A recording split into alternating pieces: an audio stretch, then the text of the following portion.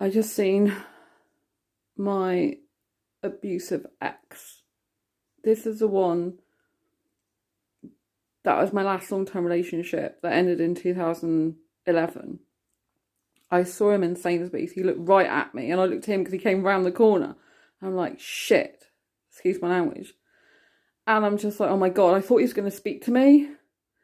And I'm like, oh my God, you've got to get the hell out there, Sandra, and you've got to go around different ways to get home, because he used to stalk me. And even, like, a warning from the police didn't stop him stalking me in the past. And it's really, really, really hard. I'm a sex repulsed asexual, but I have had sex in the past. He was the last person I had it with, right, in 2011, which is when we split up. I think the last time I actually saw him, I saw him was in 2015, I think, because he used to come into my work, like, for years later. And, on the floor that I was working in a tall building, he used to come on the floor.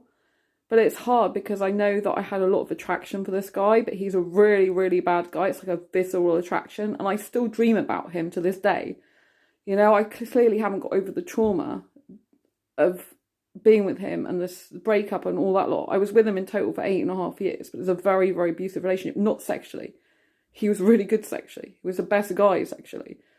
He was like a completely different person sexually, but everything else was really bad. But I mean, I did like the romance stuff, the kissing and stuff like that, if I'm looking at objectively. Do you know what I mean? And the fact he used to kiss me in public everywhere and love romance and kissing like I did. But he's a really bad guy. I mean, this is a guy that pinned me up against fridge freezers. Well, a fridge freezer. I don't know how many times he did that. Pinned me up against a wardrobe. He used to swear and shout at me in the street.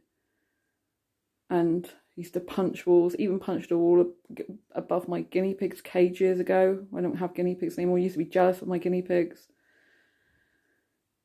He's not a good guy for me at all. But when you have that visceral attraction to someone, and even if you hate what they did and you hate them in that way, you might still have some like attraction for them that you don't want to admit in a visceral way. It's really bad. I don't even like admitting that, but I think the more I admit stuff to myself, the more likely I am to get rid of the trauma that was there, you know what I mean? But I still have dreams about him, even though I don't want to be in a relationship with him, and I'm not in a relationship with him. Like, even in the last 7 days, I had 2 dreams about him, like, in the same night, and I don't want that. I want to stop it, because I'm not interested in being with him anymore. But clearly, I've got a lot of unresolved trauma there, but it's awful seeing him again. I was fearful. I'm like, what if he follows me home? What if he starts stalking me again? Because I know he has a lot of attraction for me. It's really horrible. And